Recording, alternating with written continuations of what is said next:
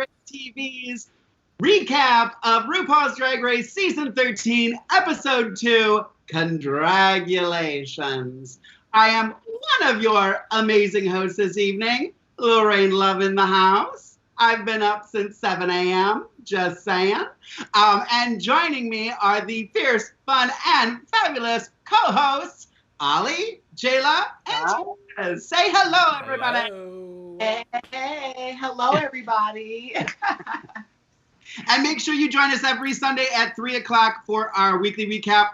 Since Afterbuzz is down right now, we're still waiting to find out what's going on. We will be giving you our recap on this channel, Drag Race TV. So be sure to subscribe and comment below. I know you all have your own thoughts and opinions, and some of us love to hear them.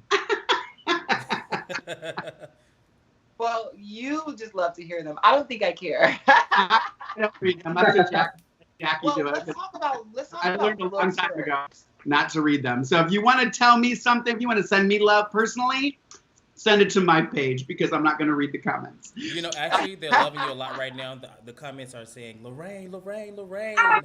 And they say you look stunning, which I agree. Thank you. I just came from services. Which one? Now, what kind of service? I would say which ones?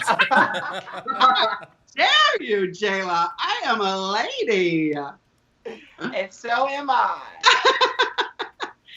Make sure you stay with us the whole episode. And later in the episode, we'll be doing a fan of the week. I'll be doing my quote of the week.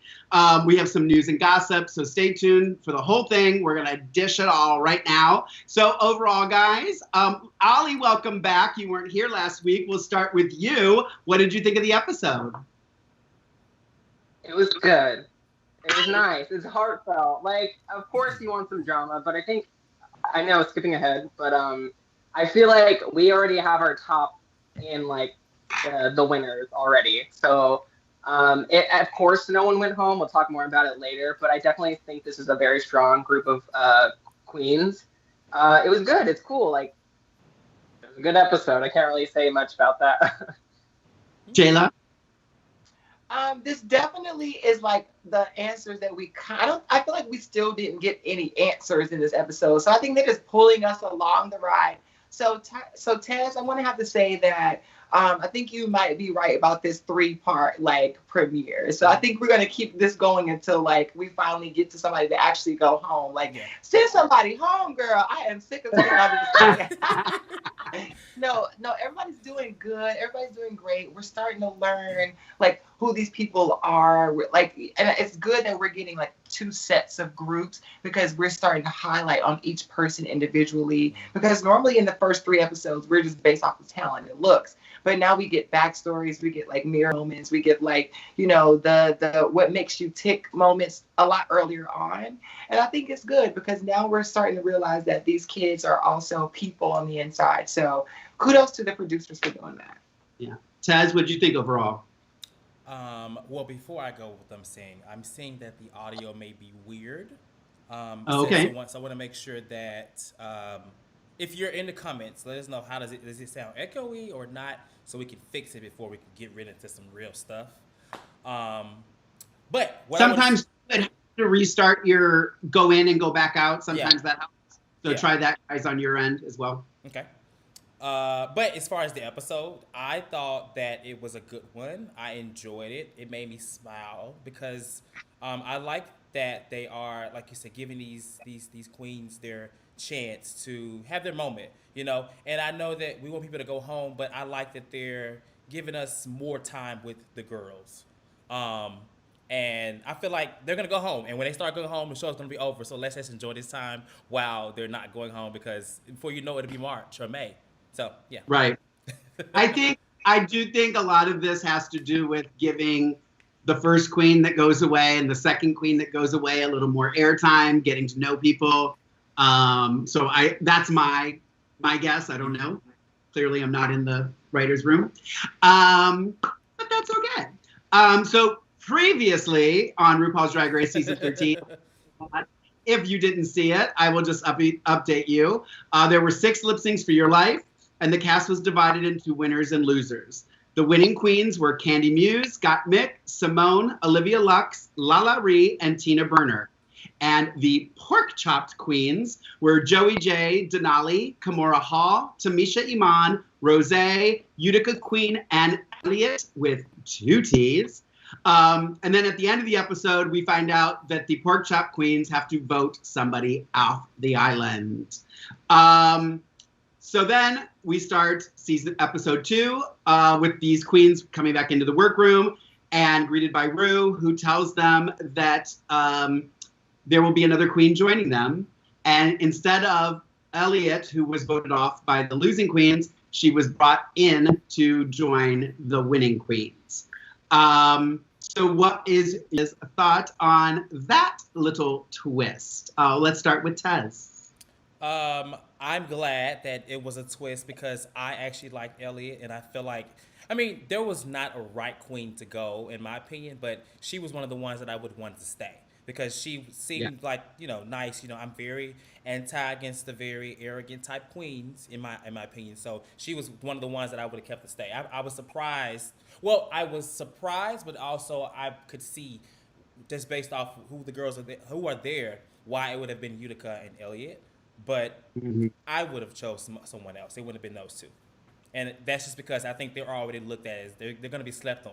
They're going to be the underdogs. And I feel like they're going to really push through. Elliott already has, in my opinion. So, Jayla's like, I'm watching you over here. I forgot you can see me. I can't mute my face. So who would you have thought should have taken the pork chop? If I was in that room, who I would have given the pork chop, it would have been either Rose or Denali. Just based off of, well, you know what? Yeah, them 2. But honestly, it was, I would say Kimora. Between those 3, one of those 3. Now, do you think that Kimora would have gave what Elliott gave in the lip sync? No. Okay, so that's why she didn't get picked. Look. Wait, you mean like in the lip sync? Which one? Like the which one? For the group. Because yeah, that's true. Yeah, Kimora would have definitely not been. Someone probably would have went home if Kimora was still in that group. But that's just my opinion. Exactly. So I think they picked the right person to essentially get the pork chop, if you will. Yeah. Because now, like I said, in the last episode, that this is now a fire under everybody's ass who got that pork chop lounge. So now I have to step up my game. Yeah. And we got to see that with 2 T's because she stepped up her game. And she, now she's like, okay, I ain't really here. I see how y'all pulling the stunts and gags. Let me just adjust myself because I feel like every time someone goes to Drag Race, you think you know. Yeah. And then they switch it up on you all over again, but you just got to be willing to adapt and move forward. So I love the whole idea of like there are no losers in Drag Race and that whole thing. So like it all tied itself back in overall. Yeah. Ollie? Pretty much I agree with you guys. But I disagree with Tez because it's funny, but I'm glad it happened. Like if I had to pick anyone, I would have picked Elliott for the pork chop as well. Just because I feel like she was the last queen to come out. She didn't get a whole lot of time. So I feel like the other girls I was more interested in. But I'm so glad that she did come back because she really like made me eat my words with her performance this week, which we'll talk more about. But yeah, I definitely like that. It's definitely a lesson for the viewers that the queens have so much to offer, no matter their placement. Like, I mean, think of like James Mansfield, Soju, and like obviously they mentioned Shangela and Vanjie. Like these queens have a lot to offer, and no matter what, like Jayla said, no one's a loser. And don't let anyone make you feel like the loser. Even though Ru and Michelle was the one sending the asses home. But anyways, it's feel good moment. But I'm ready for the drama. Can we get some drama up in this season? I need it. I need Tina Burner and Rose to just go head to head. I need Lala Ree and Tamisha to finally see each other. Yeah. But the producers, they know what they're doing. They're definitely making us stay tuned for what's to come.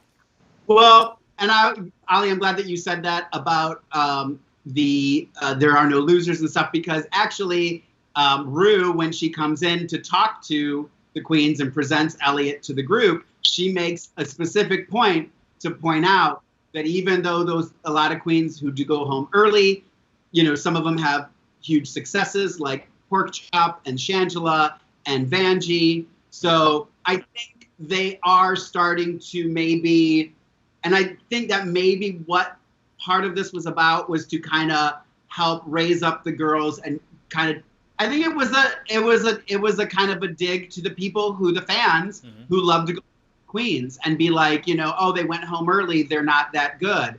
Well, and you know what I say all the time, just because a queen hasn't been on Drag Race doesn't make them not good. It just means that they just didn't get on the show. So there are amazing, amazing queens. Ollie used to do the segment where he pointed out local queens that stood out and people like that. There's so many amazing queens out there that are doing it for different reasons, which I still, I'm a proponent of people who do it for the right reasons, which we used to always do. It wasn't really an option before. You just did it because that's what you wanted to do. But I love that she pointed that out and discussed it, and that you noticed it too, Ollie. That's great. Yeah, I was kind of I knew she wasn't gonna go home. Like, I'm not that silly. Like, I knew that it was gonna be like she was gonna do something else. I thought she might end up being the captain of the group. Mm-hmm. That's what I called last week. Yeah, that's what I thought. But I mean, I was content with this. So, well, I feel like and I noticed as I was doing my notes that we haven't seen Pit Crew yet. Yeah, we don't need them. They're all in Mexico. They were in Mexico. Yes. They were in Mexico.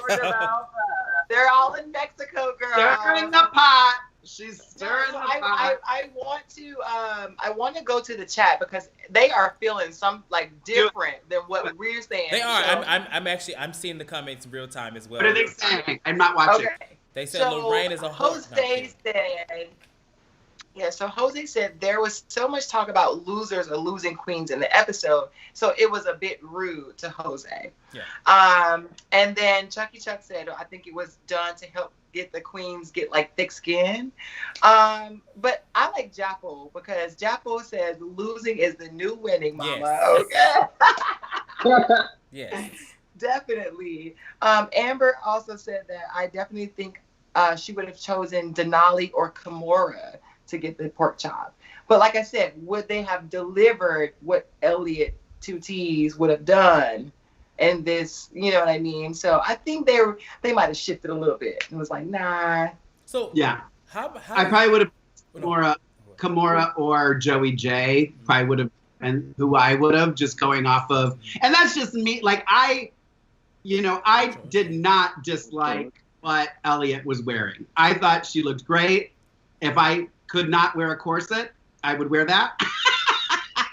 But I love anything Frenzy. I love. Yeah. I feel like I don't know why we feel. Well, Elliot in her first lip sync, I thought she did well. So I could already tell then that she wasn't just going to be, someone to run over. I think they didn't like her outfit. Yeah, it was just the outfit. And I mean, I guess first impressions at this point, that's true. But there were other outfits I would have said no to. And it would have been, Kimora would have been one of them. I'm sorry. I have a surprise for you. Please welcome Kimora. She's here. Wearing a Bob Mackie original. Yes, tell us, girl. I love it. All right, so let's jump to the mini challenge, which was another runway before the runway. The theme was day and night runway. It was Ru, Michelle, and Ross who got to be the audience for that. Social distance, of course. They needed to present a ladylike daytime look and a vampy evening look. Those are Ru's words, not mine. So I think we have photos for us to pop up. So we'll go one. And the first up was Gotmick. Okay, let me go first on this one. Okay, I love Gotmick. Okay, from back in the day. So I'm like Nikki this episode. I love the outfit and makeup this week. It was outstanding. I am pissed that Rue gave Gotmick a safety. I mean, she did not deserve a save. Like that, all of that right there says like I would have wore that to the finale. Okay, I would have wore that to the reunion.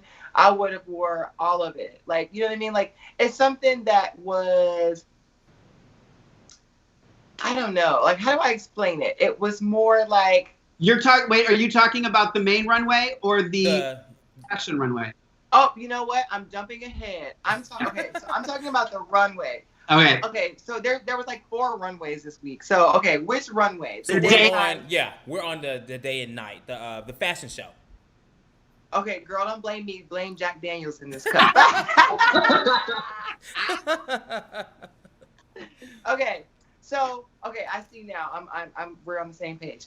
Gotmick day and night falls in the middle of the pack.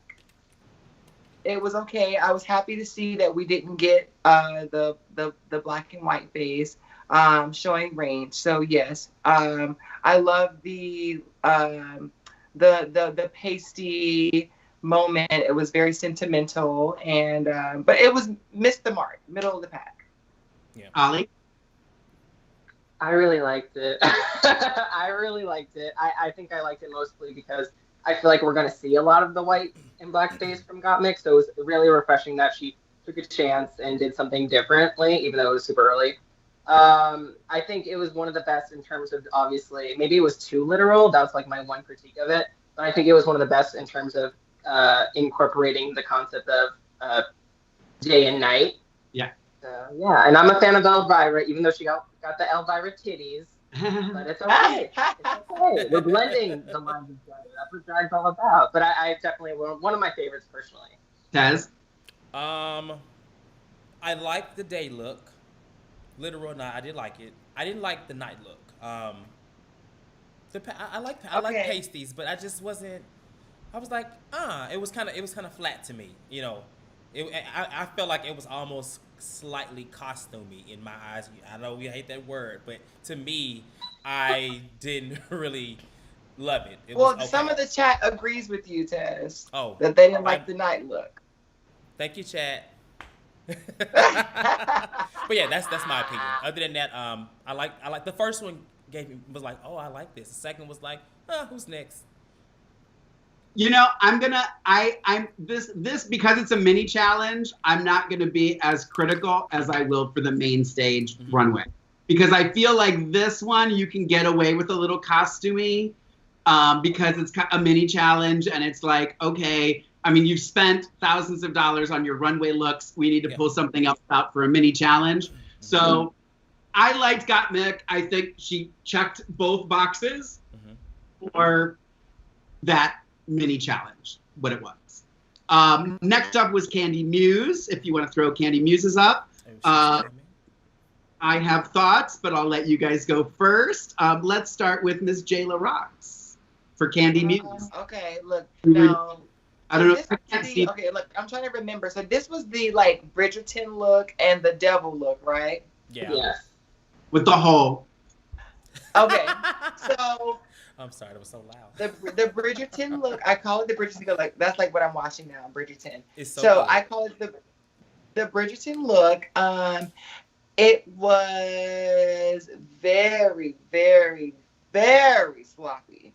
It was just like missing the neck piece was like stiff a little bit in the back. It was like not hanging down the way it should. It just looked kind of awkward, but it helped that she had a great walk. So maybe like the walk helped her sell the garment. But like I said on Sequester, it's the clearance rack love and I'm not buying it. And for the night look, I absolutely love the construction of the latex of the, I don't know what the material was for like the horns and all that kind of stuff. It's very like Marco meets, what do you say, Bionic Christina Aguilera's album. Oh. So it's very those two together. I didn't get the smeared makeup. I would have done it on the runway. If you're going to be the whore and all that kind of stuff, wear the glossy lip, walk down the runway, give us a gag, smear it, and then turn around and give us high fashion. As far as the hole, y'all should have sent her home because of the hole. Y'all laughed. Now, had that would have been Vanjie or had that would have been Silky, y'all would have been like, oh no, that hole is disgusting. You're a trashy ass bitch. Yeah. Like, you know what I mean? Like, they would have went off. Yeah. They would have went off, and they did not do that for her. I agree. And that's what I do not like. Michelle, oh, where's there was a hole in the back. Ha ha ha. Yeah. No, Michelle would have never done that last. Never. I agree 1,000%. I think for my notes, these are literally my notes, like as I'm watching. For Kandi, I wrote no, nothing to do with daytime, and then I wrote fuck no, the hole. Now we love a good hole. We but do. Not a big gaping hole. We don't like I gaping second holes that. at all. We like to know. We like to know where the hole is going, and we don't know where that hole is going. And they said that like she was supposed to have like a tail or something or like a patch or something. Yeah. And we can't blame her because I mean obviously she didn't choose to come out there with the hole. Well, she did. Well, I mean, because something might have happened in production, it might have got ripped last minute. We had to go, like, you know, things like that happen fast paced, especially taping Drag Race. So that wasn't her fault. So we can't really blame Kandi Muse for the hole because obviously she didn't choose to wear that. But that's what we saw, and that's what we're gonna. Ollie is dying.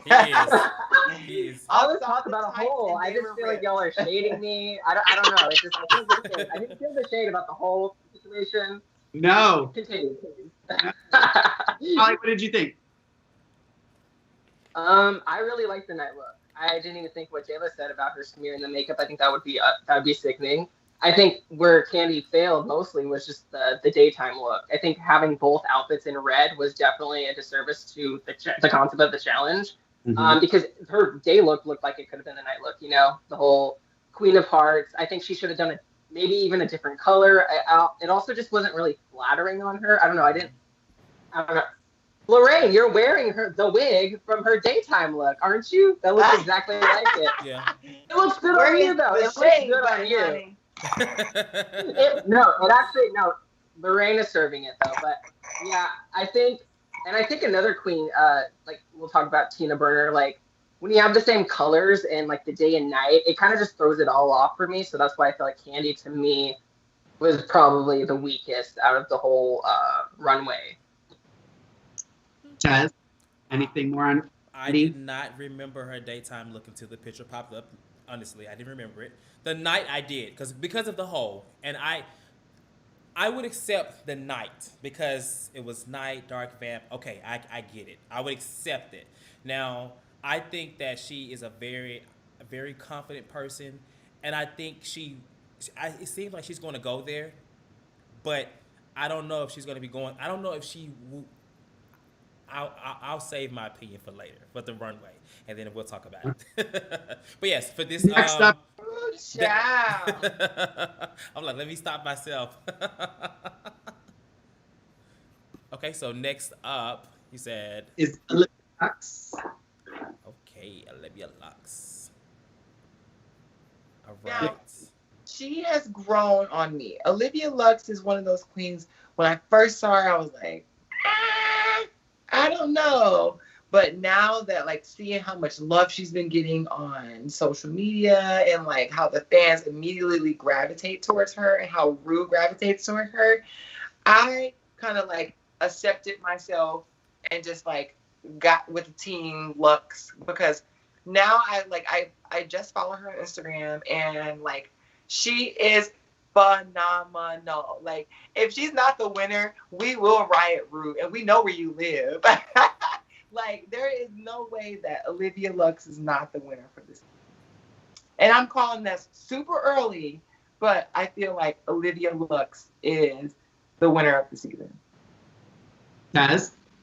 I liked both of her looks. Her first one I liked the most. I feel like it was maybe a little ill-fitting in just how it was constructed. But other than that, like, it was nice. And I think Olivia in general, like, she is new to drag. And I feel like some of her looks, a lot of them are kind of ill-fitting. Like, if you just get past that, then I don't know who makes her things. And they all look great. But maybe for her, it needs to, I would like to see it fit her a little better. That's all. But I liked her first look better than her second. Her second was okay to me. Are you serious? Yes, I'm looking at it right now. Are you gonna sit here and look me in my red-lipped face and tell me that dress, the second dress, didn't do it for you? It was okay.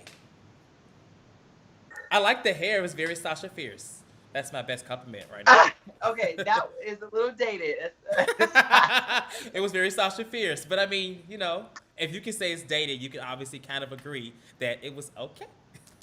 Because Sasha Fierce is 08. Yeah. So I agree. But the dress though, the dress is something like I would wear to the Abbey or like, you know what I mean, to like 7-Eleven or something. Like I love the dress. I just can't. Ollie? Yeah, Olivia's definitely like, what do they call her in this episode? The dark horse. So who called her that? Someone called her the dark horse, and I definitely think she's one to look out for. I think even if I kind of agree with Tez, yeah, I think some of her looks, especially her entrance look, now that was ill-fitted. But I think like there's something about her that is like she can kind of, I don't want to give her a free pass, but like she has like the smile, like the presence, like even if her look isn't like on point to a T 100%, she like owns it. And I think she has a special talent that like, what am I trying to say? The garments never wear her. She wears the garments. Did I say that right? Yep. Yeah. Yeah. So I think like I think I really did like her daytime look. I'm honestly a little bit forgetting of her nighttime look. See? The daytime look, it was like, oh my God, he came out, it was very, ooh, but the night, I'm like, oh. I wish you could see the screen, Ollie, but. Yeah. But yeah, it was good. It was good. I'm really looking out I'm keeping my eye on that one. I like Olivia a lot too. I think that she's, I've said this before, I'll say it again. I think charisma goes a long way. Yeah. And I think you can forgive, ill-fitting. I think you can forgive off the rack. I can. No, because then we go back to letting queens get a pass because that's just who they are, or that's just their drag. But then we get somebody and we come in and then read them to filth for the very same thing that, you know what I mean? Like, we read Adore to dog shit All-Stars 2 because of an outfit was ill-fitting. But we're back to Olivia Lux and go, that's okay. She's new to drag. She has a beautiful smile. Get the fuck out of here. But y'all gotta stay consistent with these queens. Y'all gotta stay consistent. I know that drag is forever evolving, but hold these girls to the same standard like you would to season 1 to season 45. Period. You can't say, oh, I love leotards, and then tell Vanjie, oh, I hate a leotard, but then go back and tell Candy a 2-piece is great. Get the fuck out of here, please. Yeah, she has to stay for the storyline. It's the storyline purposes. I'm out of it. Let's bring up Simone. Simone was next. Day and night. Day and night. Right. Ollie, let's go with you first, Ollie. For Simone. Simone she's the best. Like, to me, she would have won. I think she's the most fashion forward. I think the 90s are so nostalgic to every single one of us, like speaking for myself for sure. And it's like, I feel like we're getting a resurgence of it because of the nostalgia factor. And I think Simone just embodies that. She is the 90s queen who is so versatile. Yeah. And I just, her, which one was it? It was the daytime look. It was like the Babs kind of look. And then like, I follow her on Instagram, like seeing her walk in like the Grove, I think she was. Oh, that was Rodeo Drive. Rodeo Drive. See, I'm poor. I don't know those things. But I just like love her on the runway. Like, she just looks so natural and so comfortable, and I think that's so important for a queen to just embody that comfort. And you're in this pressure cooker, and I just loved her daytime look. I loved her nighttime look. It just looks runway. It looks total like European runway to me for her nighttime look. Tez? Love the day. Didn't really like the night. I'm out of here. Someone said Chucky Chuck said that Jayla was going to verbally slap me. You may be right. But the nighttime look, I get it. And I love the hair. Let me say this: the nighttime look, I love the hair. But the dress, I was getting Walking Dead. I didn't feel like I was getting night. It was, I didn't really like the nighttime look. But the daytime, she stole me. I'm sorry. Come back, Jayla. Come back. I agree with you. Now, Jayla, go ahead. Give us your thoughts on Simone, Jayla. Okay, here we go. I know. First off, let me get this straight. I absolutely love Tez. This is all I love, y'all. Don't take it too serious. So Simone, when she said Players Club, that's it. That was all I needed to hear from the day look, because y'all know that, like you said, she's the 90s queen. And I was kind of iffy about Simone because it's like, when I saw her on the show, from what I've seen from her at Mickey's and just like the normal, like casual shows, I'm like, what is she gonna give? You know what I mean? But now I see that she's like actually done research. She knows fashion, she knows aesthetics, she knows personality, and she's all of those things. And they were right with calling her a star today in her face. Yeah. The nighttime, I loved it. It took me a minute because I always say on this show that if you have to explain your runway, you missed the mark. But she explained it in a way that, as they were showing it, I started to understand what that could look like, and it was exactly what that was. Mm-hmm. And she said, like, the people in the Matrix who live in the, and they party. If you go back, and I'm a Matrix fan, they look just like that. Like, they have the futuristic braids and the, you said it was Walking Dead, right? So she gave all of that and made it fashion. She gave futuristic tea, but make it fashion, and make it Black fashion at that. So I absolutely adore Simone, and I'm here for, like, she's another front runner for me. So yeah. Well, I agree with Tez, and I won't talk anymore about it because I don't want to piss. I will shoot you. But I agree with you 1,000%. I loved her hair. I was like, oh my God, I love the hair. And then I was like, not impressed with the rest. And especially, like, now I feel like also, and this is, we've discussed this before, I feel like she's presented herself as this fashion forward person. And then to see that, I'm not a big fashion person, clearly. But it didn't scream vampy night to me. I go back to what Ru says in the workroom, and she said vampy night look, and that didn't give me vampy night look. That gave me Friday night at the Abbey, hanging with friends. That wasn't vampy to me. Next up is La Ree, who is now becoming one of my all-time favorite queens in the world. I just love her personality and her person and everything.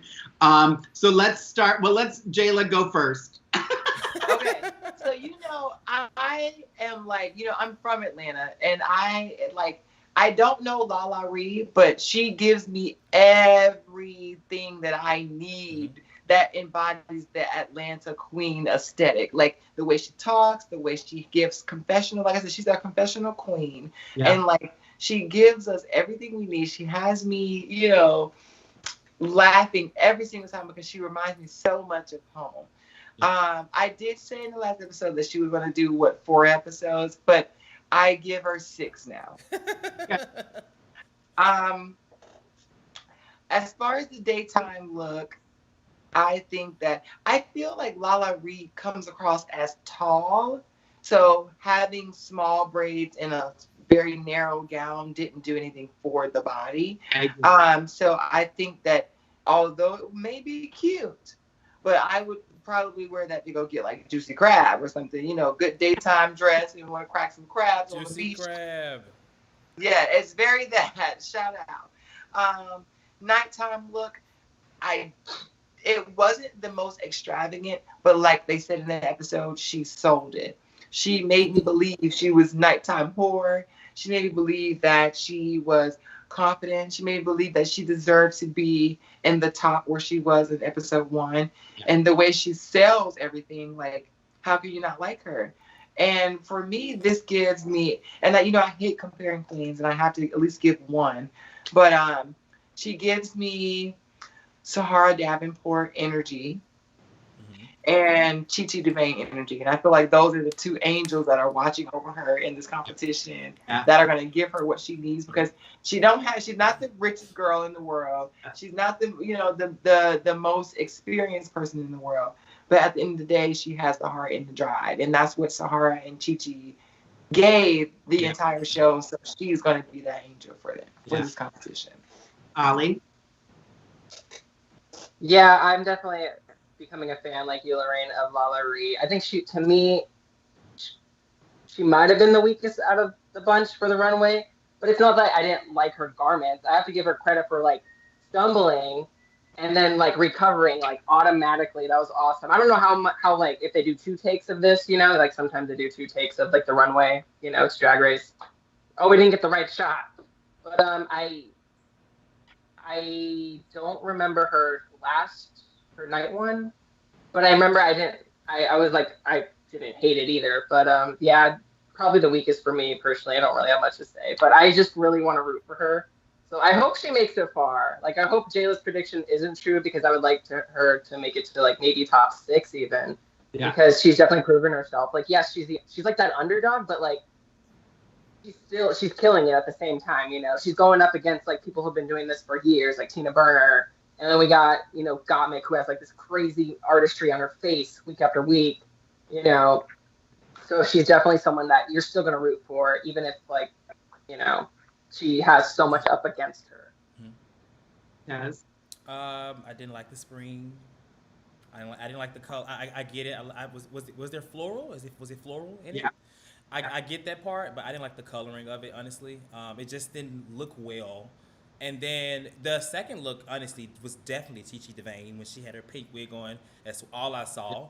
I do like her energy, and it was okay. I didn't love it. It was okay. Yeah. Next up was Tina Burner. I will just start by saying we'll get to her actual final runway, Maxi Challenge runway later. But if I just get orange, yellow, and red all season, I'm not gonna be. I get it. I get that it's your like, and I love that she has her gimmick and she does her thing, but it's all I could think about. That's all I could think about the whole time. It's just like, really, we're just gonna get this color palette the whole time. I loved her day look, but I didn't know. I don't know. I liked it, but I didn't think it necessarily fit this. I felt like it should have been for something else. And I liked her night, but whatever. Ollie, what'd you think? Probably the second weakest for me. I agree I think I said it earlier, like she has this color palette, which I don't mind the color palette, but I think she maybe should have put like maybe make the night one red, and then maybe focus on the daytime yellow or orange, like focus on one, you know, and hopefully like she can expand on that color palette too, if she wants to. Like she could do like with Burner, so put some gray in there, put some black in there, ashy, make it, you know, gray, something like that. So it'd be cool if she does that. But yeah, okay. I definitely just didn't like her daytime. It was like nasty prom. Yeah. And then like I also like maybe she was the weakest for me. I don't know, but the nighttime. I don't know. I just didn't. I'm gonna say she was the weakest for me personally. Sorry. Tez. So whereas I liked her nighttime look, I didn't think that it was part of the theme. I love a long pony, so you give me a long pony, then I'm like, oh, what else is going on? And so I'm like, oh, colors, because honestly, these are my favorite colors. Orange is my favorite color, so I'm kind of biased, I guess you can say, but I would have not did the red boots. And then for the spring look, definitely Dillard's, Macy's, David's bridal's gown. I didn't like it. It was just it wasn't enough for me. I didn't like it. Yes. Jayla has her mouth open. Jayla, what do you think? She's about to walk off. My face just tell it all. So I'm agreeing with for the first time in Drag Race history, I'm agreeing with Tez.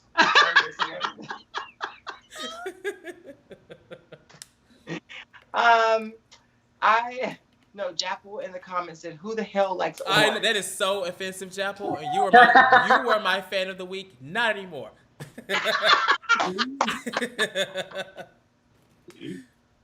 Look at me, stirring the pot. Daytime. It was one of those things, like I said, you had to explain your runway, so it's automatically a default boot for me. And I did like the top part. Now, had that would have been top part embellishments and would have been a pants instead of a tutu, and just had the embellishments going all the way down like a bodysuit, I would have let her get away with it. As far as the night look, I don't think any of those garments even match. Like they didn't come together. Like, yeah, borrowed the harness from someone else, borrowed the skirt from someone else, borrowed the shoes from someone else, brought the wig with you. Yeah. And that happens in Drag Race all the time. Yeah. You know what I mean? Let me use this. Let me borrow that. This goes well with this. I didn't have this. But it shows because, like Ross said it was Ronald McDonald.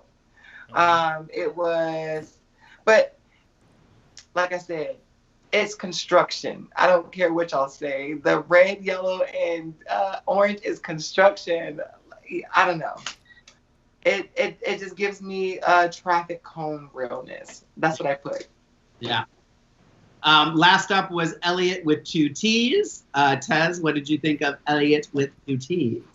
Elliott, I have liked her from the beginning. When I saw her looks, the first one, I was like, okay, it's nice. It's Paris. I'll take it. It was nice. The second one I liked a lot. It was given, vampy night, Vegas showgirl. I don't know, like the shoulders. Like I was surprised. I from her entrance look, I would have never thought that we would have got to this type of look from her. But it makes me excited to feel that she, I don't know what kind of queen she is, but it seems like she can bring out whatever because she has been, hey girl, hey, to hello, where's my car? And so I actually like her night look more than her daytime look. For sure, me too. Ollie? She's a Vegas queen. She's from Vegas, right? Or she works in Vegas? She is from Vegas. Think that, yeah. Now that I'm starting to think of it, like her nighttime look definitely does make sense. Now that I'm like thinking of it, because at first I wasn't too keen on it. Yeah. Because I was like, okay, well, if anything's costumey, this kind of seems costumey just a little bit. But I think kind of having that Vegas background, that's like her city, that makes a little bit more sense. Yeah. I love the whip that she brought. Like that definitely gave it that vampy essence to it. And I know it wasn't a whole lot. I actually really liked her daytime look. The red. Mm-hmm. The red. Yeah. And there's like a meme going around that she looks like Brittany from Glee. But like, I don't know if you guys watch it. She looks like Brittany from Glee. And I was like, I'm still here for it. Like, there's so many memes about Elliott. So, I'm really happy that Elliott got to come back because she's definitely making me and a lot of people like eat our words. Like, I thought she was an early out queen. I'm like, bye, Elliott. Get the boot. But I'm happy she's here because she's really serving. And I love that she's like off topic. Like, during the pod, just a little bit with Candy. I'm like, Elliott. Like, and she work, bitch. She called Tina Burner Nina. I thought that was hilarious. That was hilarious. Yes. All right, so that was the mini challenge runway. I'm sorry, I can't. Oh my goodness.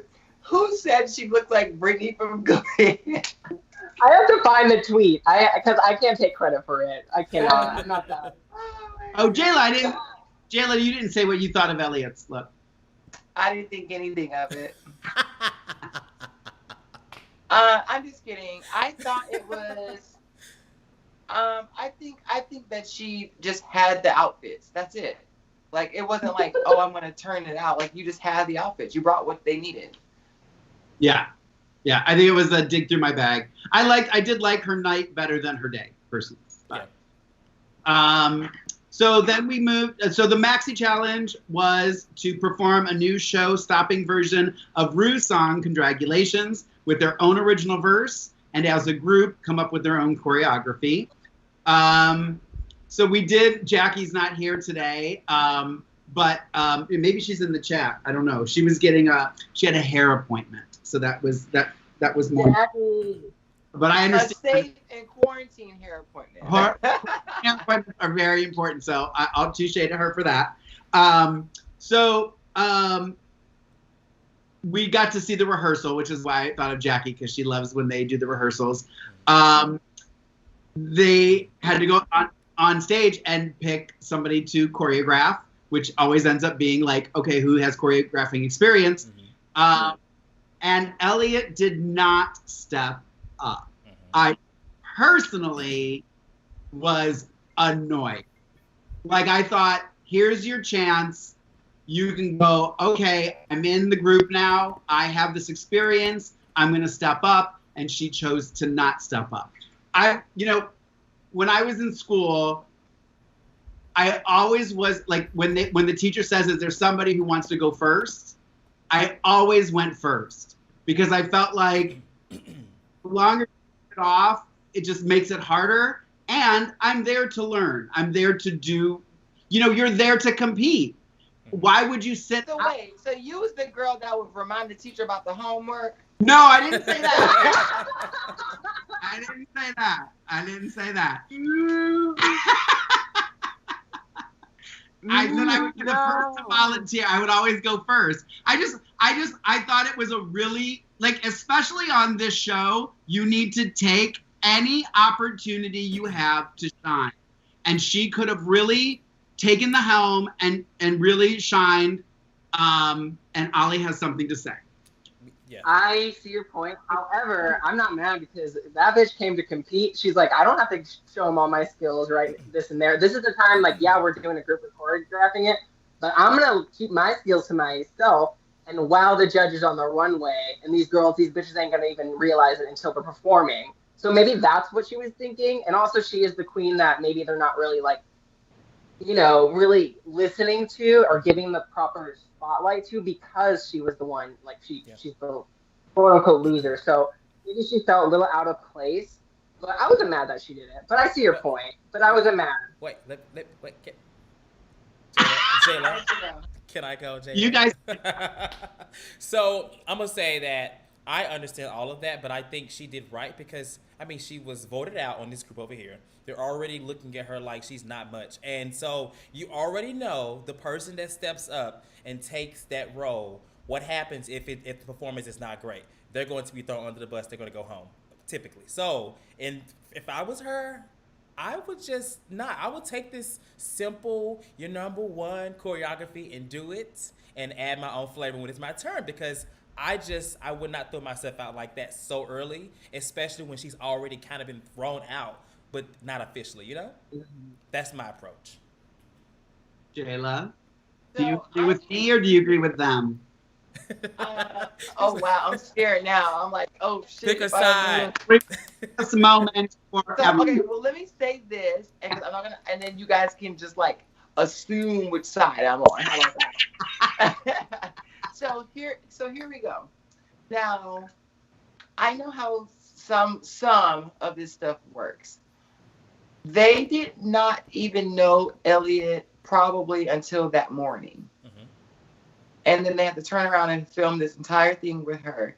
And my thing is, like, she's just as a stranger as much as they were yesterday to each other. So she has to kind of play catch up with everybody. So she can't be the first one to be like, oh, well, I'm going to be the team. Get like, oh, who is you? Like, you know what I mean? So we don't know you like that. We didn't even eat breakfast with you on the way to the set. You know what I mean? So we don't know who you are. So she has to play catch up with these people. So I think that, like, especially with the schedule of Drag Race, I met you at maybe 6 a.m. this morning, and then 12 p.m. we have to do a routine. And I'm not going to be the first one to be like, okay, well, I've been here too. I'm going to do this. You know what I mean? Like, you never know what, like, because I would feel like if I was Elliot, oh, they've already done maybe, who knows how long they've been there, or they've been doing 3 challenges today or something like that. Like, I'm just the person that needs to kind of play catch up. So If I'm late to class, I'm not going to volunteer and sit up front. I'm going to sit in the back. You know what I mean? If I'm late to class, I'm going to sit in the back.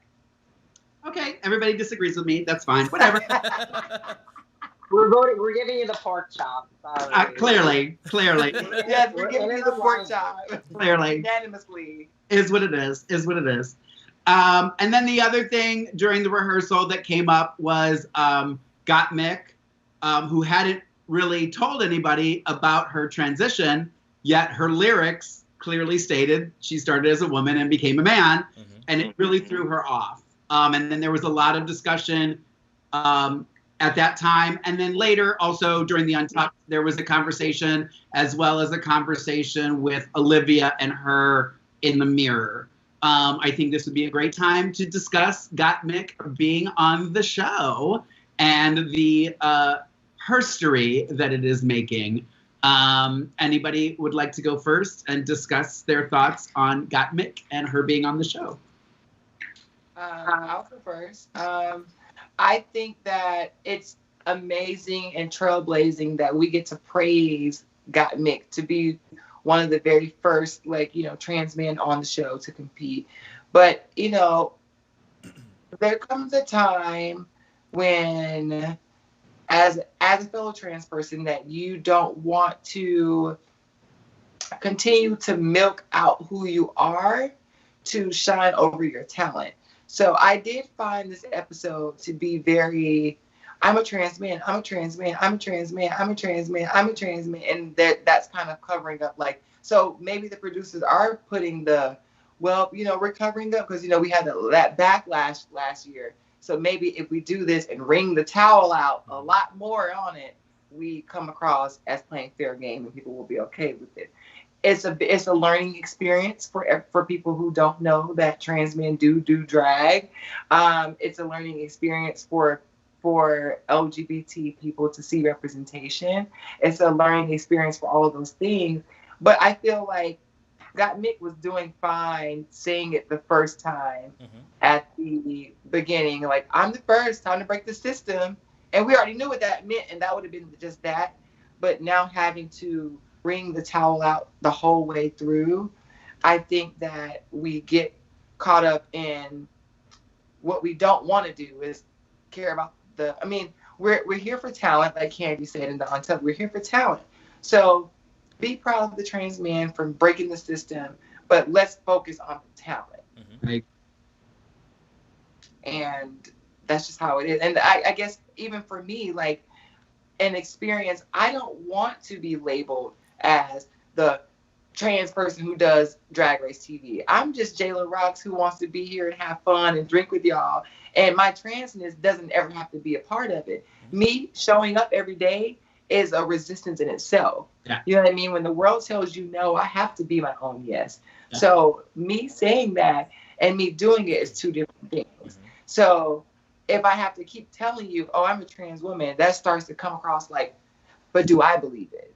Yeah. You know what I mean? And we can go on and on about this, but I feel like we are here to exalt Gotmick, the entertainer, and praise that person for being courageous and being vulnerable, for putting themselves out there artistically, because that's when we get judged the most. Right. You know what I mean? So that's where we are with it. But the producers want to kind of hey, we do love everybody, but it's a little bit.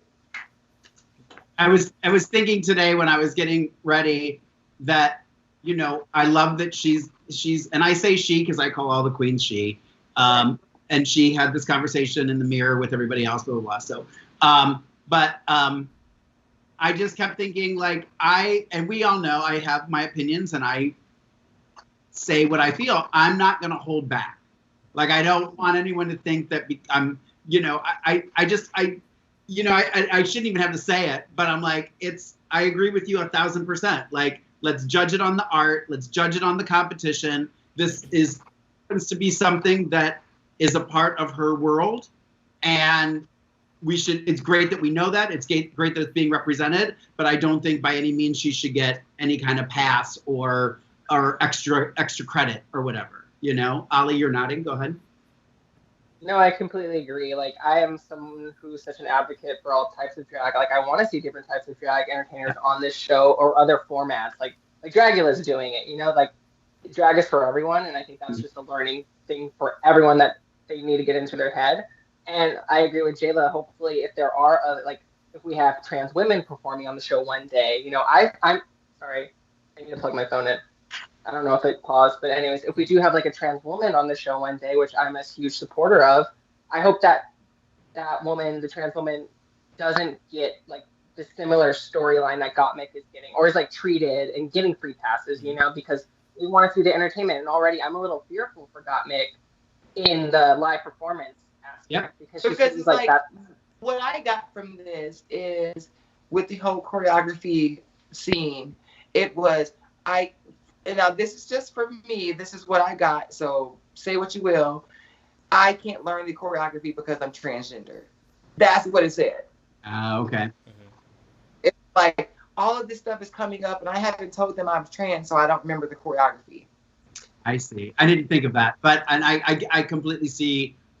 I see what you're saying. Tez? Just say you don't know how to dance, and then that could have been just that. Or I'm not a dancer, girl. I'm a face queen, or something like that. You could have just been that. But you saying, "Oh, I can't dance because I'm," or I have this. All these things are coming up right now. Mm-hmm. Like that should have came up in the casting when you signed up.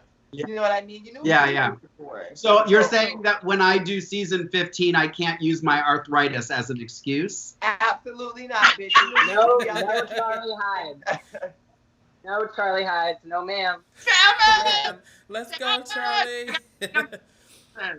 I gotta think of new excuses. Tez, what do you think about all this? No, I completely agree. When it was mentioned, you know, let's say this. I was watching the show yesterday with my friends, and everyone's just like, "Is this the one that's trans? Is the one that's trans?" And so I feel like, because I love that VH1 and RuPaul, they're being so inclusive now. But it's not that it's too late, but now in the time where it was so much happening last year, it's like an overload. And with Gotmick being on the show, and she's also, as you say, using it as a crutch, I feel like because she's using it as a crutch slightly, it's also going to be her downfall. And she's already using it as excuses, you know, saying like Jayla, you had made some very good points. I didn't even think about that, but now when you said, she basically was saying like, I can't do this because I'm trans, like that's exactly what it sounded like.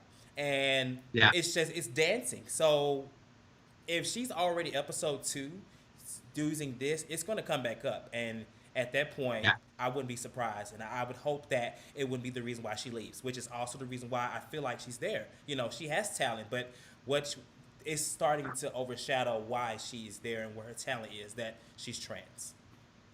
You know, it's so funny. I as you guys were saying all this, it kind of made me realize, like, it kind of reminds me of like identity politics. And like people will say, if you don't like the woman, that you're sexist. And it's like, no, it's not about it being a woman. I want her to be the best person for this seat. I want them to represent me and my thoughts. So I think in the future, and I think even now, if you want her to win because she's trans, that's great.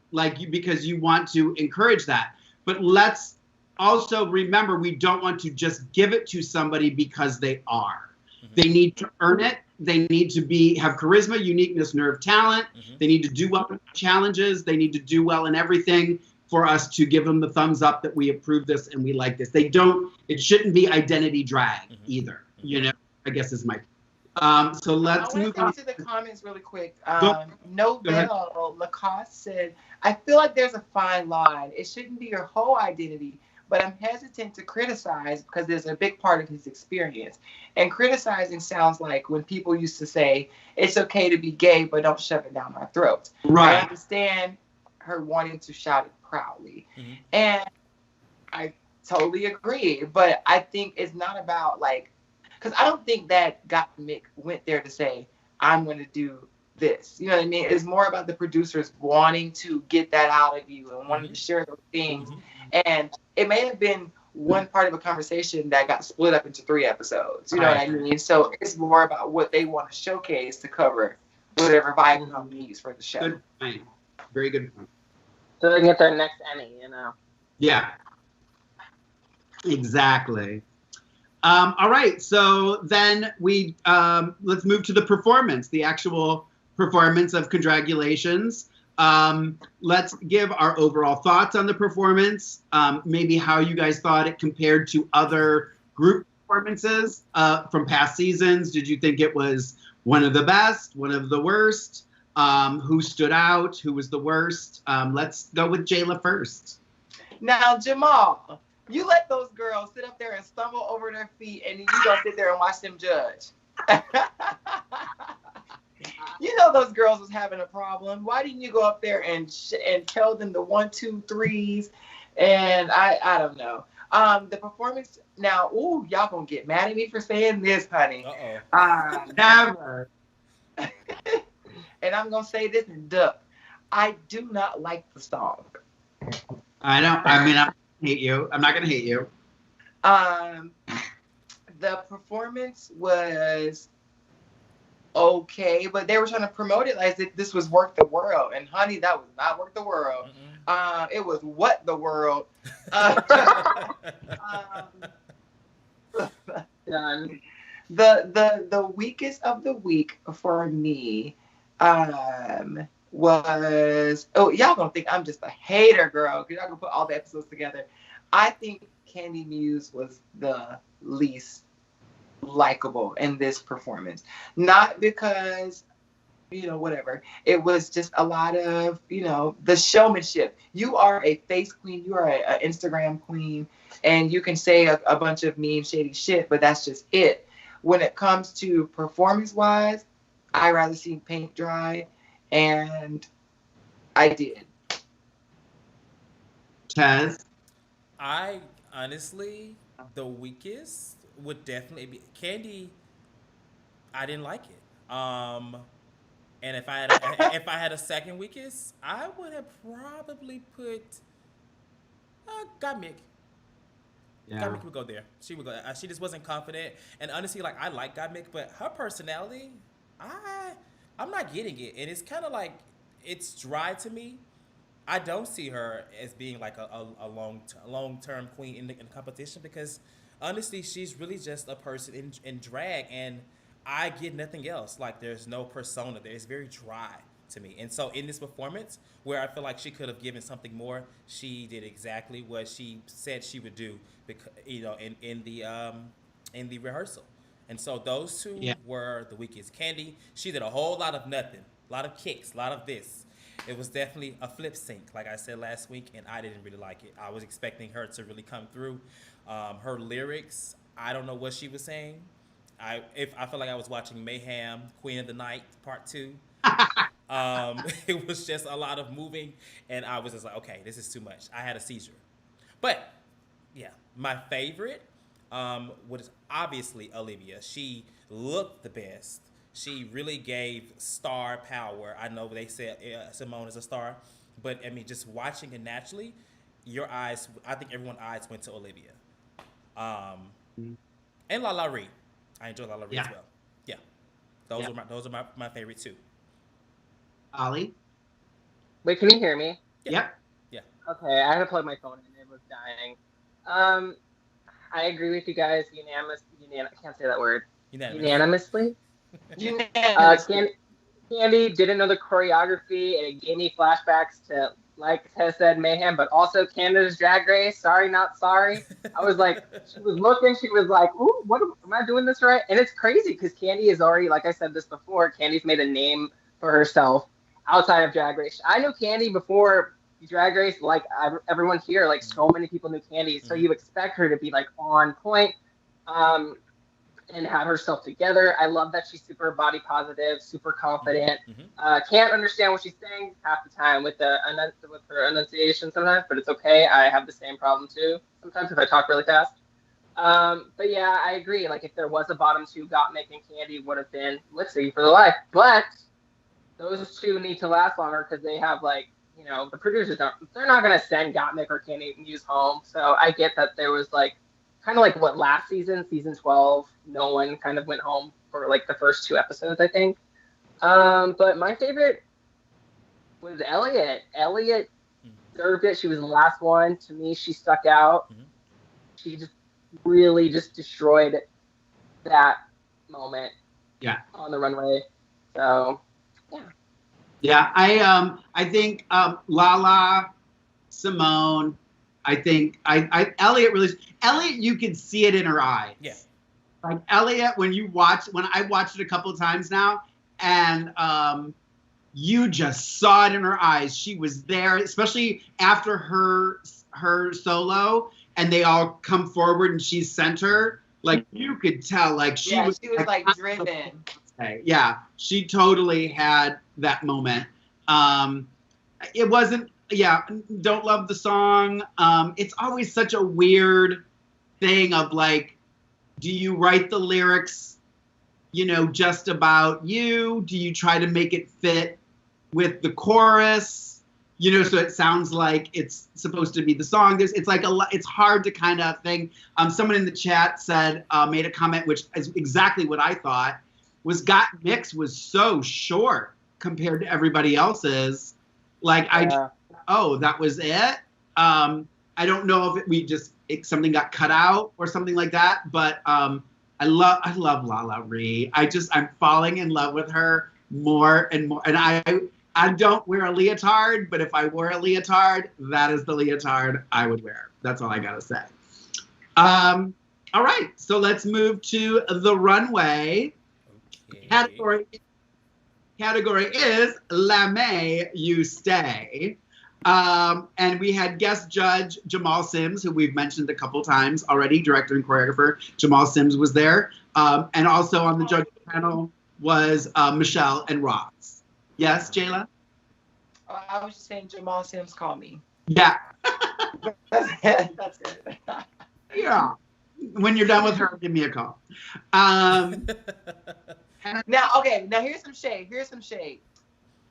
Do you think that the girls recorded their song before they got there? Possible. Like iPhone, and then just kind of like gave them the stuff and then gave it to the producers and like, we'll edit it and then make it a song. Oh. Because did we see them right?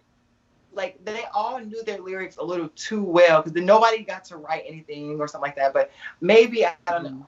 I wasn't there. But I feel like they knew their lyrics too well in order for them to I feel like they knew what they were gonna say. Yeah, it makes sense with COVID. Yeah, it's less stuff that they have to do with COVID, this COVID situation, because then we got to bring in like a producer, we got to bring in this person. So they really are. I've noticed like they're condensing Drag Race this season, which makes sense. I can't complain due to obvious circumstances. So you're probably onto something, Jayla. Yeah, it's very. I don't know the answer to that. We'll try and accost one of them and ask them, but yeah. And then I wanted to just say I meant to bring them because I was like, I'm going to show them the earrings that Ru was wearing. I actually have the exact same pair.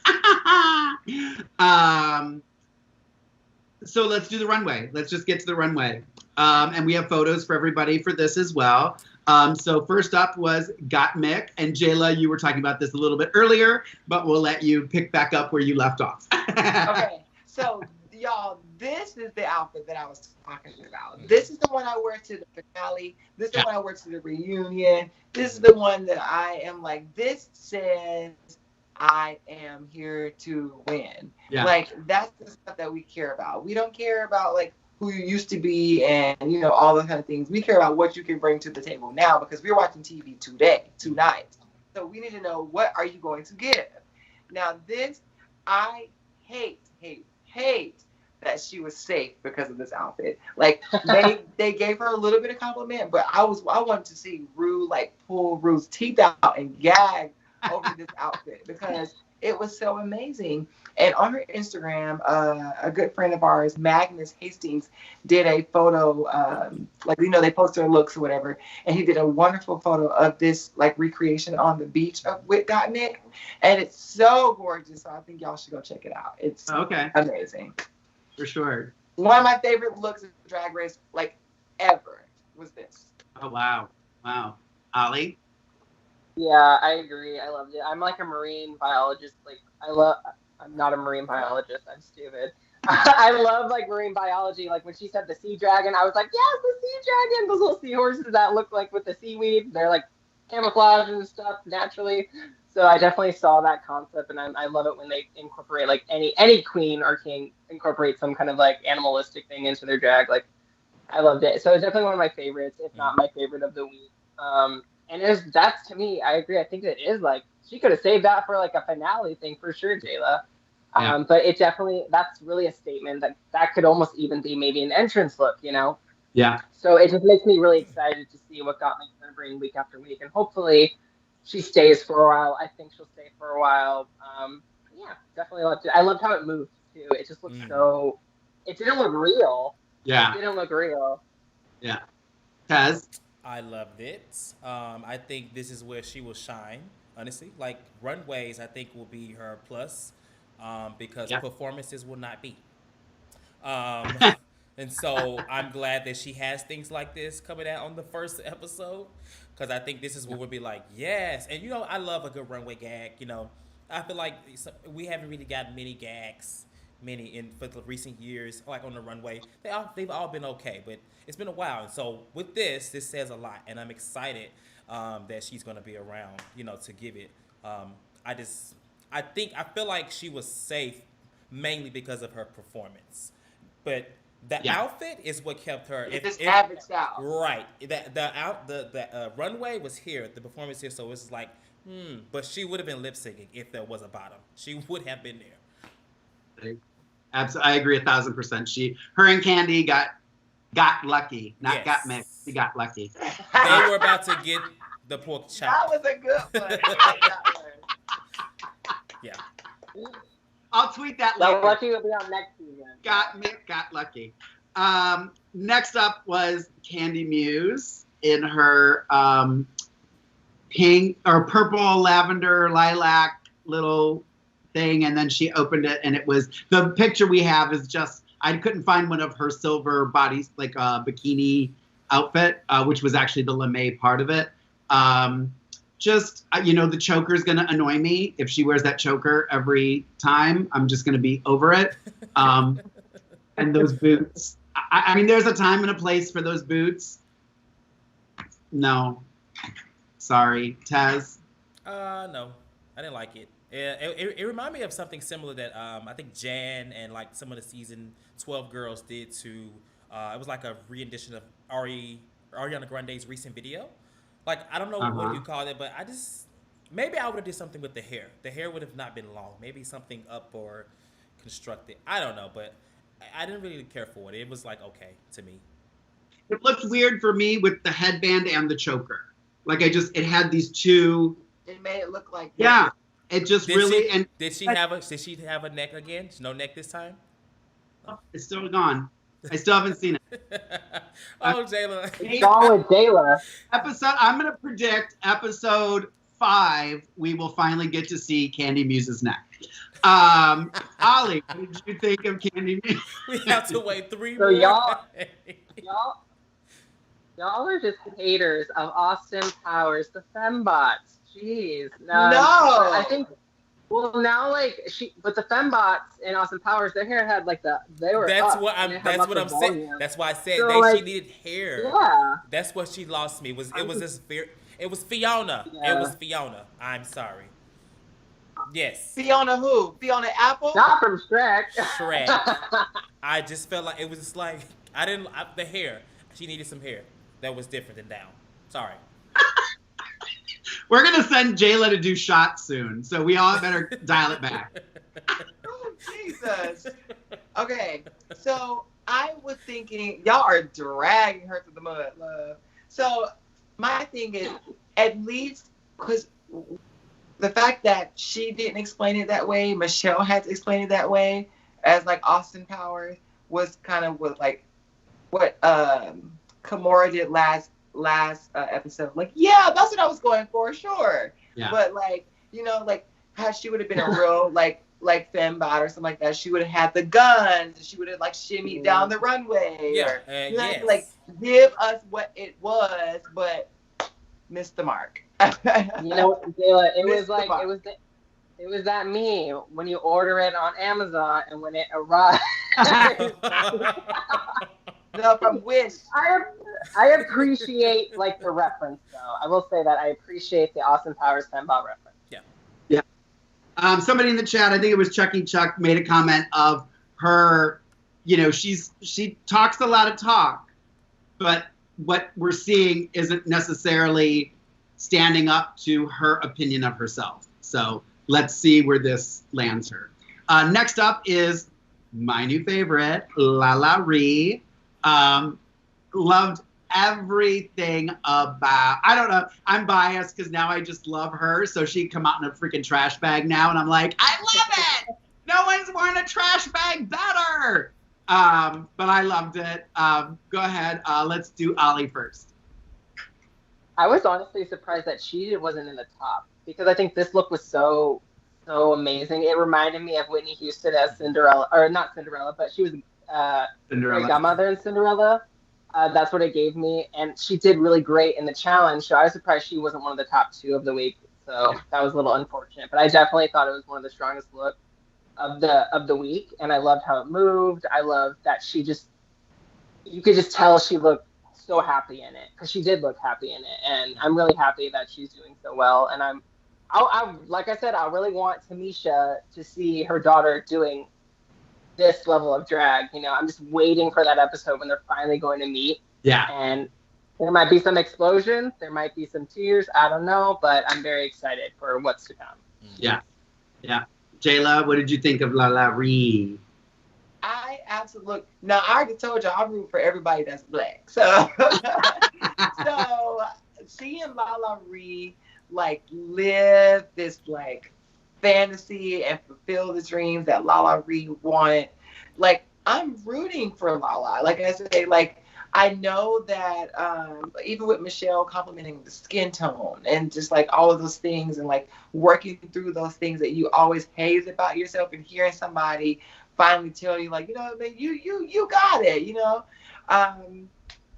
Lala Ree was definitely maybe not the winner on runway, but definitely a winner in spirit. So if anything, I would give Congeniality. Like that's my early call for Congeniality is Lala Ree. Yeah. Tez, what did you think of Lala Ree? Initially, I was like, okay, but on the second watch, I think that it was such a bold color. It was gold, and she was the epitome of drag, in my opinion. The first drag queen I ever feel like I've seen was like that, and so it was like, oh, so I liked it. I didn't love it over all the other looks or as like best. I wouldn't have put her in the top, but I think she made a statement, with the color, with her skin tone, with the hair. The hair was big. I love big hair. Can't you tell? Yeah. And so I give her like I loved it. I like Lala Ree. I don't want to be the person that be like, I like her and she gets a pass and everything, because I could see where she still has to grow. I see those small unpolished moments that she has, and I think she'll get there.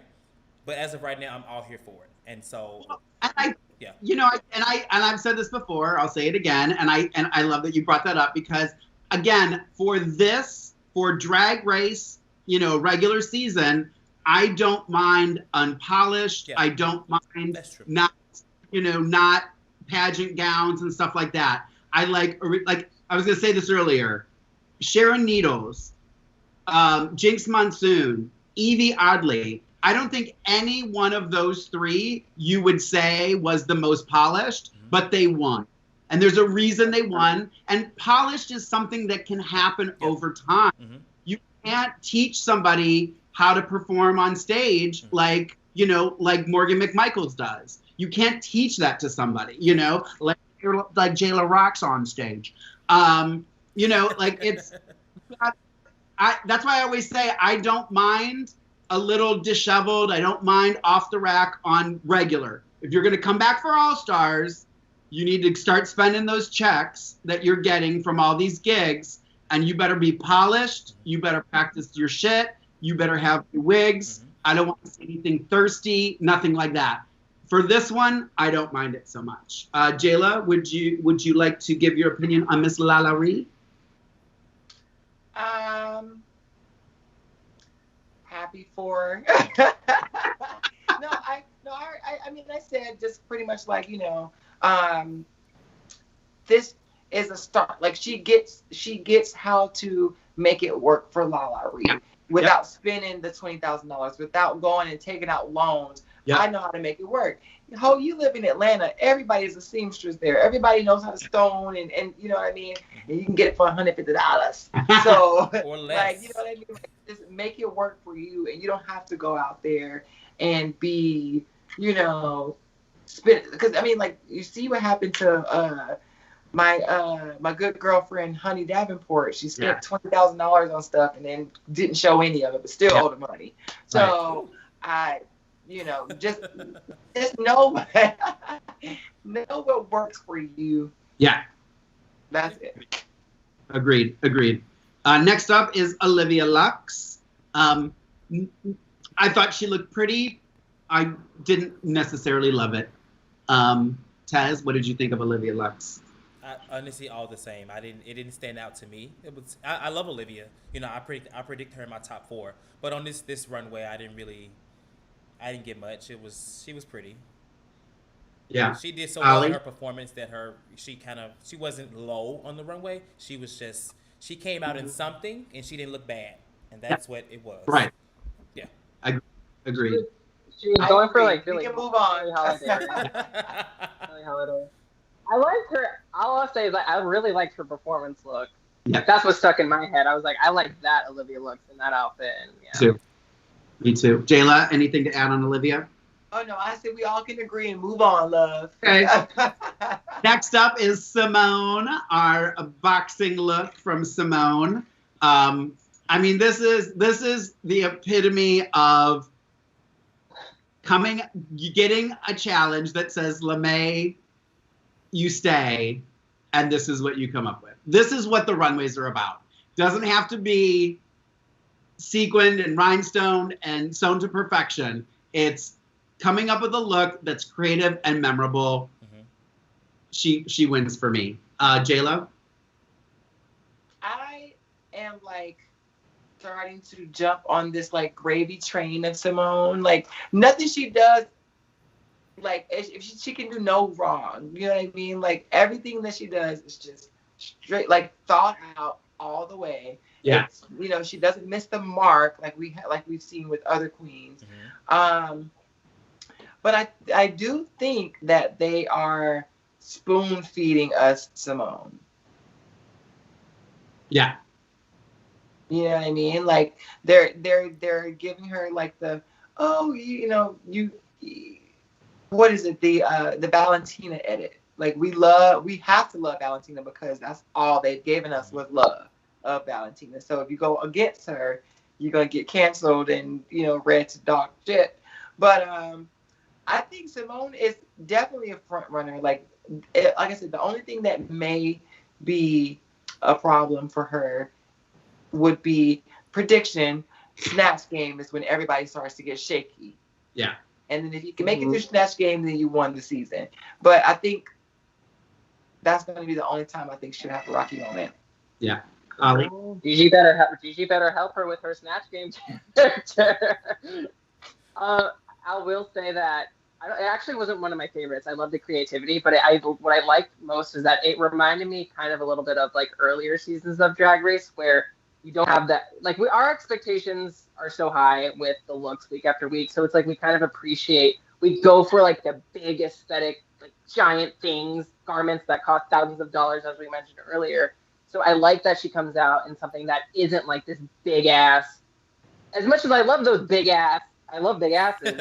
As much as I love like expensive, tasteful, beautiful garments like Gotmick came in, I also appreciate looks like Simone, where it's like less is more, and I think that is so important in drag as well. Like you have to have a great look, which Simone had this week, but you have to also sell it. And it wasn't my favorite this week, but she sold it. She totally sold it. Okay, next up is Tina Burner, and we finally got to see her in something other than red, orange, and yellow, and she came out as the Tin Man. I don't know if I loved it my first reaction was, oh, I love it. And then the more I watched it, I went, well, do I love it because it wasn't red, orange, and yellow? That was like, I was on the fence of like, do I really love it? Or is it okay? And just because it's finally a different color, I'm so excited. I love the heart when she opened the jacket. That was unexpected. I love that. I love unexpected things.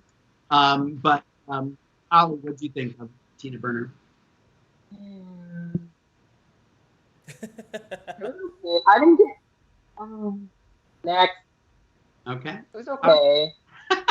Jayla? Detox did it better. I was gonna say that. If you're gonna, No. So I'll say this. I think that they loved it. The judges loved it because it wasn't, like you said, red, orange, and yellow or whatever. To me, I was like, what is she doing? In my opinion, I didn't really care for it. And I think, like you said, we've seen it in other places, and I feel like she could have even executed even better, in my opinion. Yeah. You know who did it better? Who? Dusty Ray Bottoms did it better. Oh, that totally. Oh, yeah. Mm-hmm. Yeah. Agreed. And but not Derek Barry. Never. Oh my goodness! I didn't even know that was even a thing. But good job. That was a Derek Barry shade, and it wasn't me. So let's give that a second shade. And last but certainly not least, Miss Elliott with 2 T's.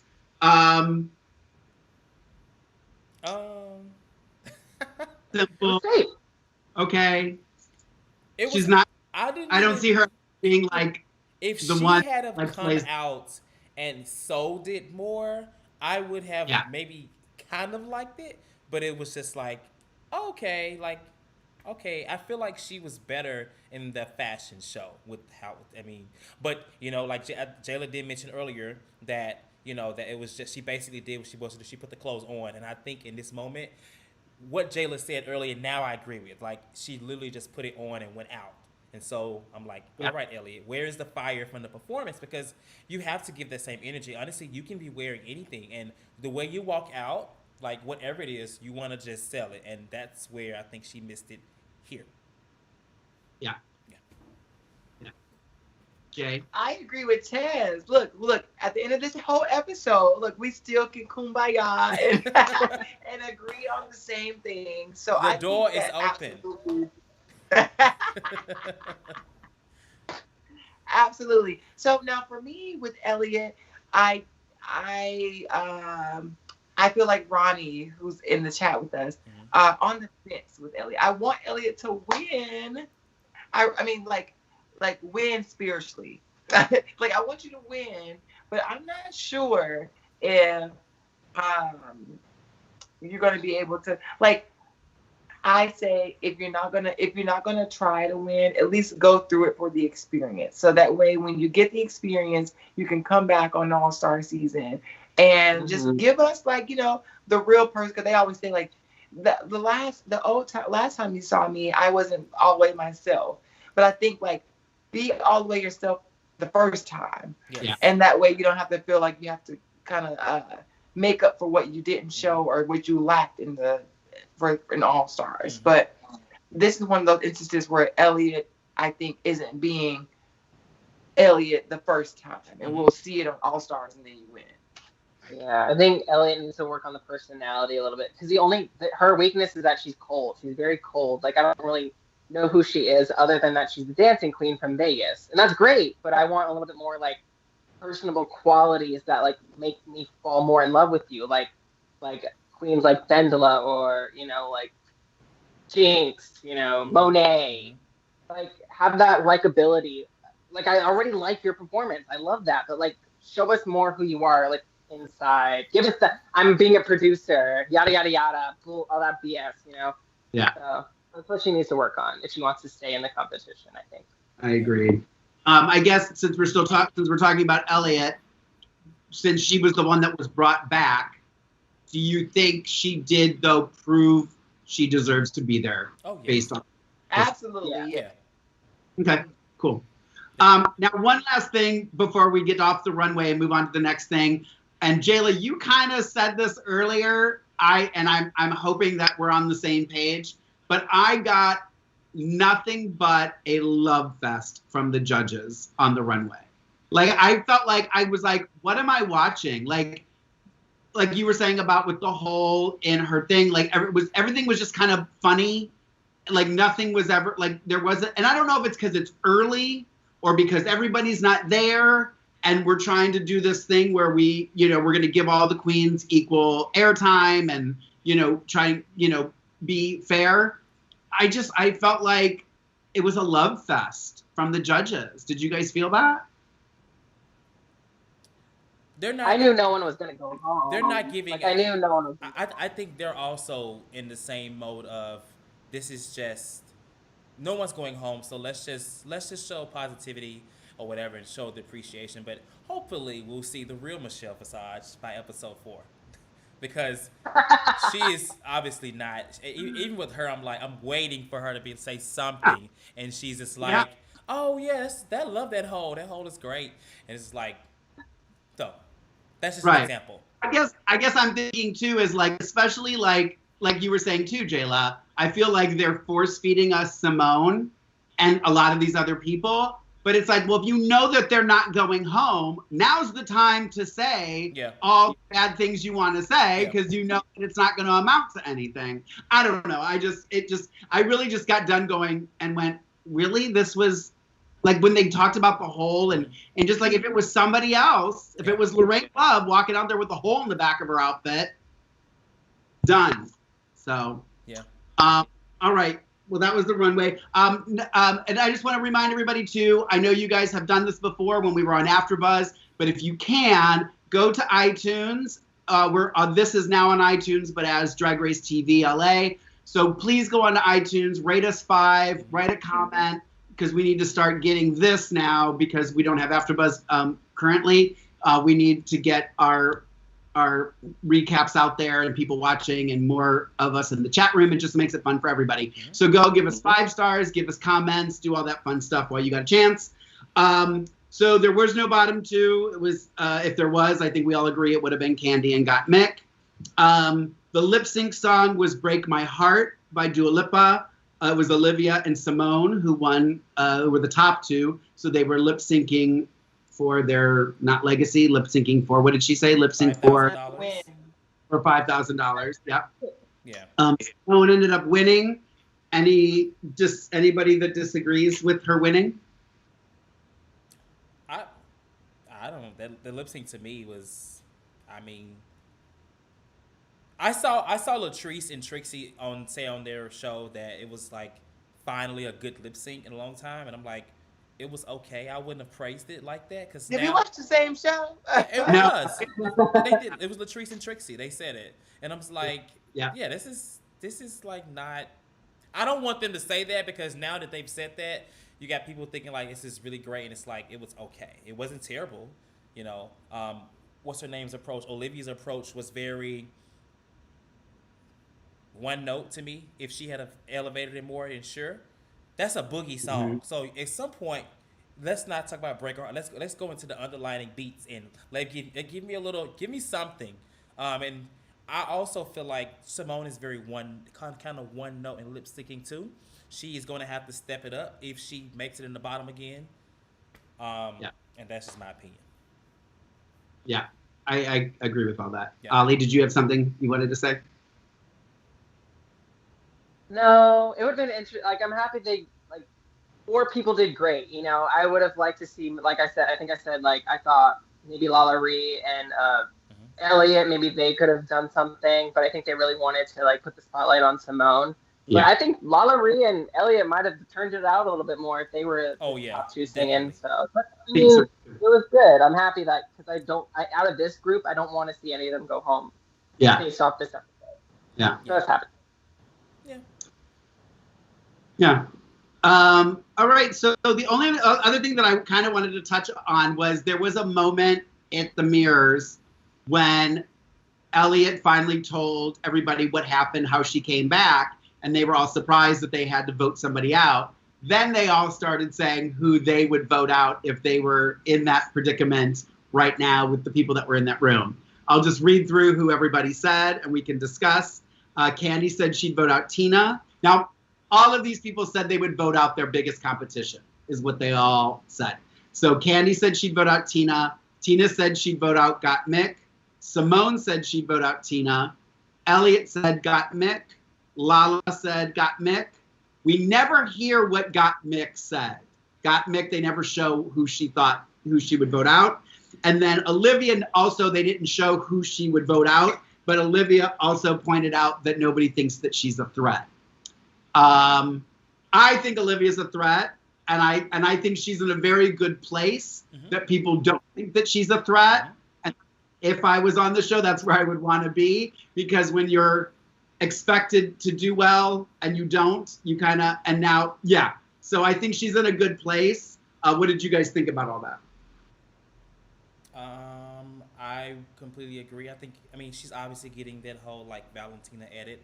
I think she's a lot more humble and personable, and likable amongst the cast, and even the fan base. So I think that they should be worried. She is not, I like to say polished, as polished as others, but she sells it for such a newcomer in drag.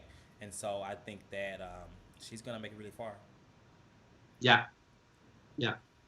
I thought it was interesting. I thought it was interesting that that nobody said Simone. Yeah. I kind of thought that was surprising that nobody said that they all threw it to Gotmick and Tina, who are not two people that I would have thought. But whatever. That's me. Maybe my wig's on too tight. All right, we're going to do some stuff. If there's something we didn't touch on and you guys want a quick response from us, throw a question in the chat room right now. I'll come back to it in a minute. I'm going to give you my quote of the week this week. My quote of the week is actually from Untucked. And it goes to Miss Lala Ree when she says, well, I learned that this was LeMay, not lame. Yeah, I felt that. That's a whole move. I definitely felt that one. Because I'm not like the most fashion forward or fashionably educated person. So if I would have seen that on paper, I would have thought it was lame too. Unless they put the accent on the last. Unless they put like the little accent. Yeah. Okay, I can read now. Yeah, yeah. Ollie, did you have a fan of the week for us? Yes, as it is written on YouTube, I want to shout them out because they left us a couple of comments last week. I wasn't here, but I checked and they left a paragraph. Okay, they left us 2 comments. Just wanted to say that they love the show, love that we're all here doing this, even without Afterbuzz, and loves all of our opinions. So I just wanted to shout them out and thank you for being fan of the week. What is their name? As it is written. Oh, as it is written. Okay. It's literally as it is. Yeah, you know these YouTube names. Well, thank you so much for watching the show. I hope we can continue to do this for you for the rest of the season. Oh, and I guess I'm giving 50-cent fortune teller machine lady realness right now. 50 cents. That is a cheap fortune. I'll take that. I'll take that. Where do we put it in? Oh. She's a lady. Is there anal portion? Doesn't look like there's any questions. So real quick, just some news and gossip. Don't forget that January 14th is the premiere of Drag Race UK. I don't know I still don't know what our position is. I think Ronnie Jr., who's actually in the chat room, shout out to Ronnie Jr., maybe doing a UK recap.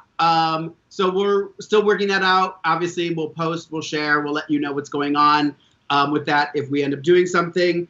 So don't forget it'll be on, if you have Wow Presents Plus here, you'll get to see it. One of the things I read said it'll be delayed, so it won't be whenever it airs in UK. I'm guessing we'll get it the next day or something, or 2 days later or something. So, and it didn't say where in UK. I'm guessing it's the same as it was last year. Also, I saw, I'm seeing words now on the social medias that Miss RuPaul has just landed in Australia. Looks like there will be a Down Under drag race with RuPaul hosting. So stay tuned for more on that. Jayla, do you have any Bet Me Cosmetics information or things you want to share with the people? Oh my God, yeah. Okay, so it's been a crazy week. Like I've been like recently featured in BuzzFeed as one of the like must. Yeah. And I think that is like so amazing. And Ollie was like, you know, showing off his mask. So yes, Batman Cosmetics is like expanding like more than I can even like keep up with. But thank you guys so much for like constantly supporting. And you look fucking fabulous in your Batman Cosmetics, Lorayne, and in your Batman masks that are available on the website, Ollie. Okay, wear your mask, stay at home, be smart about it. You know what I mean? Don't go to Puerto Vallarta. Wait. Yeah. So Ollie, you weren't here last week. Everybody gave their top 3 who they liked. Not necessarily who they think are going to be in the top 3, but their 3 favorites. I will recap those for you because I wrote them down so nobody can get out of what they said. Tez said Simone, Tina Burner, Olivia Lux, and gave an honorable mention to Candy Muse. Jayla said Gotmick, Lala Ree, and Simone. I said Lala Ree, Simone, and Utica Queen, who we've only seen a little bit of. And Jackie said Simone, Tamisha Iman, Gotmick, and Rosé. Who are your personal top 3, Ollie? Okay, so my 3 favorites. All right. I'm sorry. I put you on the spot. I have to. Rain Love. Yes! I agree with your top 3. Those are literally my top 3. Lorayne and Love. Oh. Simone. Uh-oh. Utica. Simone. I heard Simone and Utica. I don't Gotmick but Simone, Utica, Gotmick. You got Mick? Okay. That's a great choice. Okay. Now, next week, just a prediction for next week. Who do you think the top 2 will be?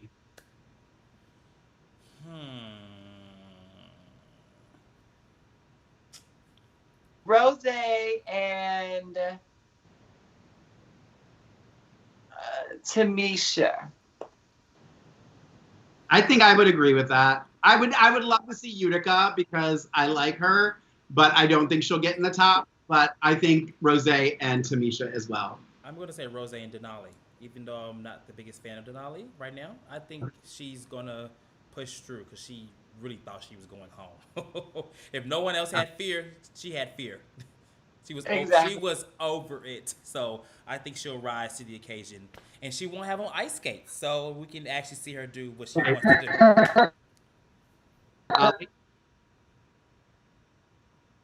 Ollie? I would say Denali and can you hear me? Yep. Sorry. Tamisha and Denali. Okay. Yay! Also, somebody in the chat room said Drag Race Canada got renewed for a 2nd season, so stay tuned for that as well. Why doesn't we go around the room and tell everybody where you can find us when we're not here on Sundays at 3? Tez, where can they find you? You can find me on Instagram at StupidWildTez or at the Lean Blog, where I talk about all these other reality TV shows. Yay! Yes. Jayla Roxx. Yes, thank you guys so much for watching all 105 minutes of this because I've been tracking, okay? Because, I got somewhere else to be. I'm just kidding. Thank you guys so much. You can follow me on Instagram at Jayla Roxx. That's 2 X's 3 if you nasty. Mr. Ollie. I don't know if you can hear me, but follow me at Ollie Dreamer. We can hear you.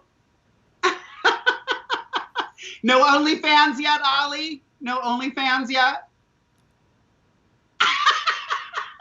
All of a sudden, she's a lady. You can find me on Instagram. I'm putting up my real face for podcast listeners. You can find me on Instagram and Twitter at Lorayne Love, Lorayne, Lorayne, Love. I've had too much wine. or the Mark J. Freeman. Either one. They're both connected. You can find me either way.